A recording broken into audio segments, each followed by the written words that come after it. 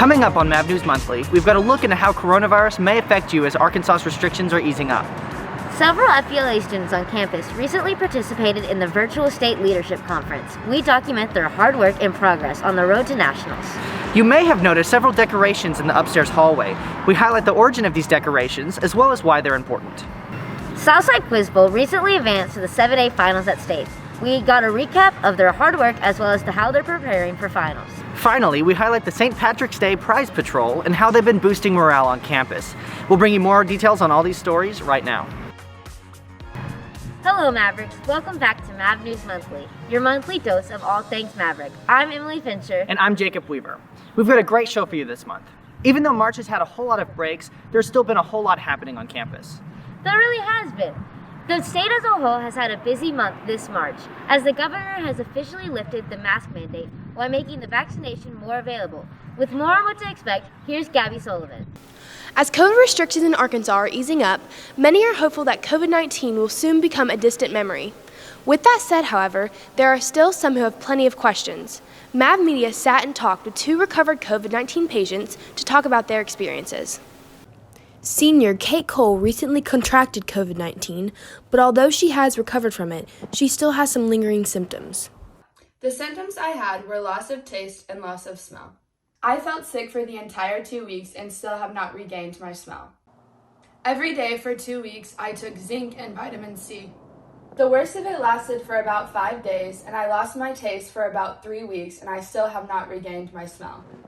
In Governor Asa Hutchinson COVID press release last Tuesday, he mentioned that the COVID-19 vaccine is now available to all Arkansas who are ages 16 or older, which opens up the floor to a lot of students on campus. I'm glad to see that things are moving along and things are getting back to normal and people are getting vaccinated. Get vaccinated. Mr. Minnick, a psychology teacher, recently got the COVID-19 vaccine. His main message to students is that his experience was fairly painless, having little to no side effects. I mean, I felt virtually nothing. It was one of the smallest needles I've ever had. I had no ill effects afterwards, so I may not be the best person to really tell them how that feels. I know we've had other teachers who had much worse reactions to the vaccine than I did, and I know some people who had problems, but I didn't have any issues at all.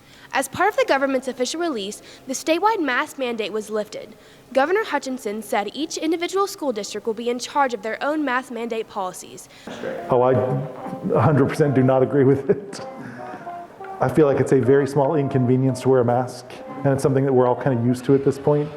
If it's something that keeps people safer, even if it's, and I don't necessarily think this, but even if the science wasn't really clear that it was helping, if it might help, it's a super small thing to do. And it's something that's benefiting other people. So. We reached out to district officials, and Southside will be keeping the mask requirement at this time. From Mav Media, I'm Gabby Sullivan. The lifting of the mask mandate can be a scary thought, but as long as everyone gets vaccinated as soon as they can, that will cut down your risk tremendously. I cannot wait to get back to normal, as COVID-19 has put restrictions on just about everything on campus. Recently, Southside FBLA just held their virtual state leadership conference remotely. The conference was good for competitive events, but robbed students of their FBLA experience. For more on how students adapted to this change, here's Kathryn Wilson. Each April, FBLA has their State Leadership Conference. It is usually a 3-day-long event filled with lights, business attire, and a large-scale awards ceremony. But unfortunately, this year, all the events moved to a digital platform. Despite this, Southside was able to qualify several students to the national level in competition. Traditionally, students would prepare material in advance and attend a conference where they would present their material to a judge. This year, a majority of events consisted of pre-recorded videos that judges would view remotely. With that said, however, there were a few events that had live demonstrations via Zoom. So this year, actually, we had to just hop on a Zoom call and then present to the judges and send a video recording. But in years past, we had to actually present in front of a judge, and it was just a lot less pressure this year. So given the circumstances, I believe that my team did really well since we weren't able to meet in person and we did meet online. We made it to nationals, so I'd say that's a success in my book. Personally, I do believe that FBLA has adapted successfully due to the fact that our numbers this year showed that many members, specifically 20, placed at state, and having last year's results of 2020, about 23 members. So a 3-member difference really isn't that much. And along with the help of Ms. Colyer guiding the students and preparing them for their events, I do believe that we did pretty well.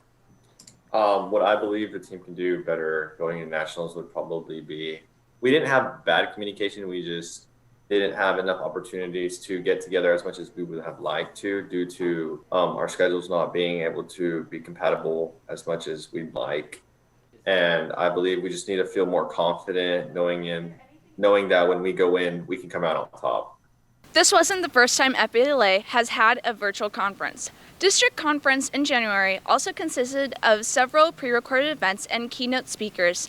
FBLA has 30 students advance to state, and FBLA members are glad to have gotten a chance to participate despite the virtual nature of events. I feel like they have been able to successfully keep all their old competitions that they would have had if they had gone to competition live, which was good.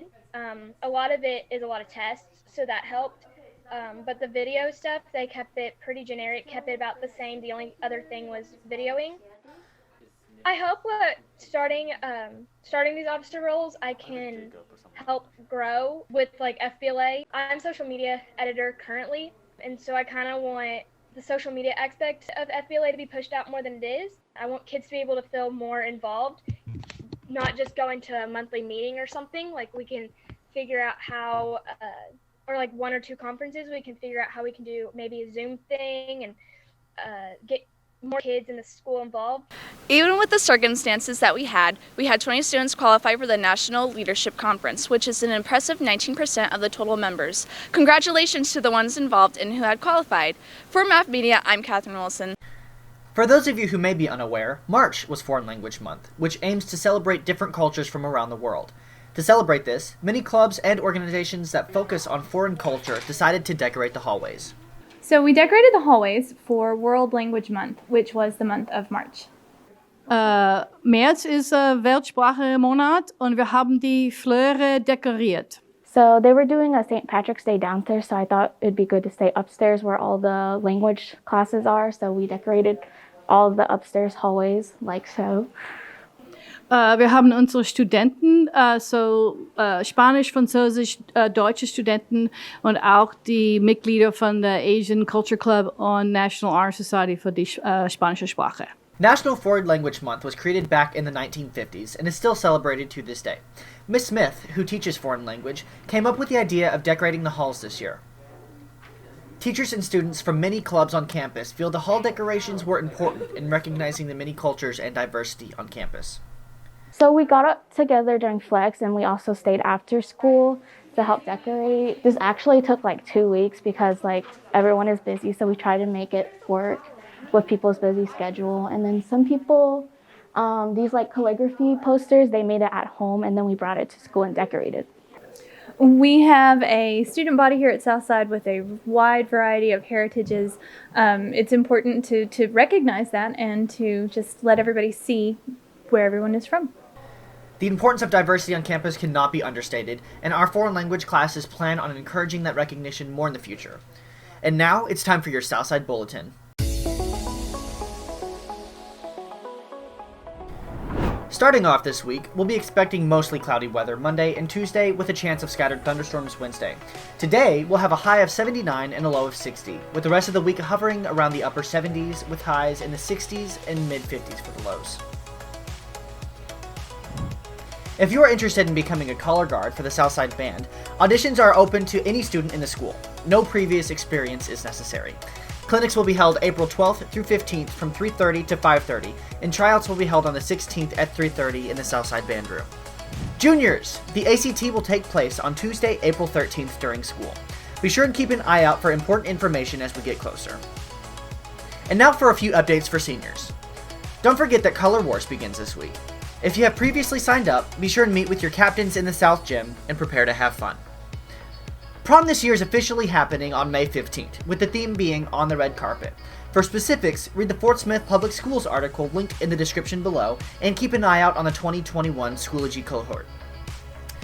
If you would like to be a commencement speaker at graduation, fill out the link attached below. You will need to be a student in good standing, meaning that you cannot have any overdue payments and have no disciplinary referrals. Remember that the front drive is now open for parent and bus drop-off. Please tell your parents to pick up and drop off at the front of the school to help with traffic in the parking lots.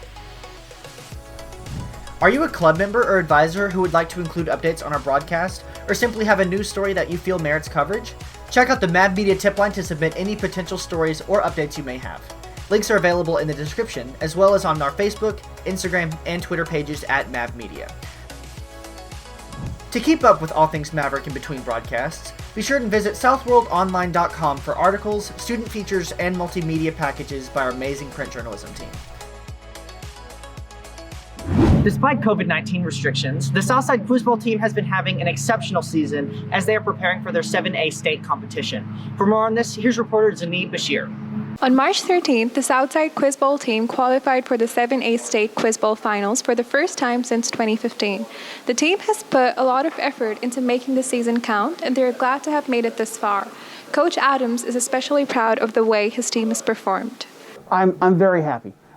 We've made it to the semifinals 3 of the last 4 years. Last year we didn't have a state tournament. We had regions, we qualified second, and then we never got to have state. So I don't know how we would there. But the 3 years before, we were third.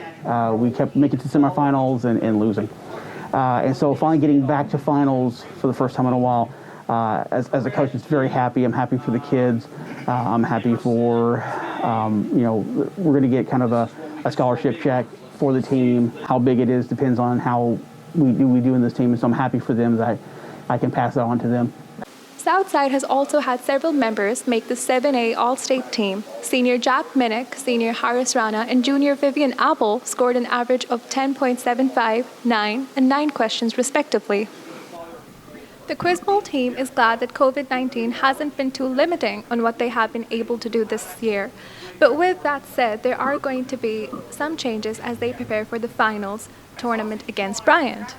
We've been practicing questions. We've been kind of working on the different format because we're traditionally a very speed-based team. We go on key phrases, keywords, and go with the probability of, okay, with that phrase, this is going to be the answer. With us playing games against, we're not playing another team, we're playing against a game. We've really been focusing on slowing down, listening to all the information, making sure you have all the details to make sure you get the answer correct. So we've been working on that, and then kind of getting, who's going to get, which type of topics, and that's pretty much how we've been focusing on this. Right. Southside will be competing for the 6th state tournament, while Bryant will be competing for their 1st. The finals will be broadcast on AETN in late April, but will be taped ahead of time due to COVID restrictions. For Mad Media, I'm Zainab Bashir. Congratulations, guys, and good luck at state. You may have noticed shamrocks filling the hallways this March, or may have even been lucky enough to have been paid a visit by the Prize Patrol. This was all thanks to the effort by the Guiding Coalition to boost morale on campus. For more, here's Leen Samman. This year, morale on campus has been kind of low due to the COVID-19 pandemic. To try and combat this, the Guiding Coalition came up with the St. Patrick's Day Prize Patrol, which asked students a bunch of questions about the holiday, rewarded prizes, and gave a fun break from classwork. Since back in December, the Guiding Coalition have tried to come together and unite the students through fun activities and prizes. So my kids, we walked down there to Miss Bricker's office, and she had hats for them and masks and all sorts of fun things, even little funny things on their heads. And then she gave us the candy and the prizes. Right. Well, everyone wore gloves. Everyone had to wear a mask. We certainly sanitized everything we used. So trying to stay within guidelines as far as size of the groups going out and things like that. So the decorations and festivities were thanks to the help of Mrs. Coates, Mr. Piper, the art department, and the 250 student volunteers, more specifically FMPA, the Red Shoe Club, and Mrs. Waller and her classes. I got them to do the leprechaun jump, every one of them. And many of them would run in and throw candy, and so they got into it. It is about education. I think that's number one. We need to stress academics. Then you also need to show that they're still kids. You gotta laugh, and they need to be able to see that, hey, it's a day called St. Patrick's Day. Why is it here? Let's act stupid. Let's throw some candy. Let's have a prize. And I think that's important because you're still kids. I do. I believe Dr. Miller would like for this to continue in the future. It's going to become part of more the Renaissance program that you may recall from last year. And if you're a sophomore, you'll learn more about next year as we implement that and hopefully, have the restrictions lifted a little bit on COVID and things like that. The Guiding Coalition is planning so many more fun events for this month, April, and May. So stay on the lookout for more of these fun festivities. From Mav Media, I'm Leen Samman. That's all we have on our show for you this month. Thanks for tuning in. Be sure to subscribe to our YouTube channel and turn on notifications to be the first to know about all our uploads.